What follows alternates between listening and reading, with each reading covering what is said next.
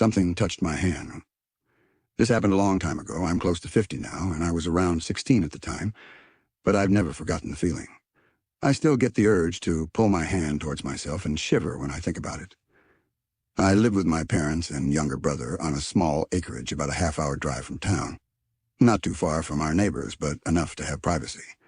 It was early in the morning, and I was home alone, still sleeping like only teenagers can do, when I had a dream that my house was surrounded by beings. Not aliens or anything, what seemed like almost humans. I couldn't see them, but I knew that they were there, trying to see me. In my dream, they were annoyed and curious and peeking in between cracks in the curtains wherever they could. The next bit, I really don't know if I was still dreaming or awake. But I walked down the short hall and looked towards the back door. I turned left out of my room, 4 or 5 steps down the hall, stopped, turned to the right, and froze.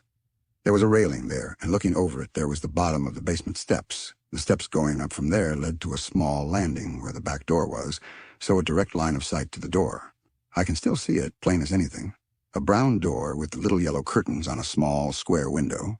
The curtains that my parents never closed were, as usual, wide open, and there was a face glaring at me from outside. A man, tanned skin and a braid going down both bare shoulders, glaring like he absolutely hated me and would definitely hurt me. It looked like an indigenous man, but I knew it wasn't really that somehow. This is part of why I'm not sure if I was awake or not.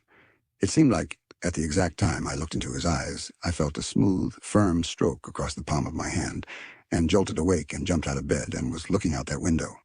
I can never really decide if I was already looking at the door before the touch or after.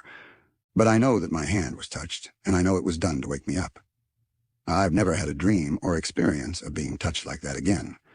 The touch didn't scare me as much as the face glaring at me, but it was just wrong, like something that should never have happened but somehow did.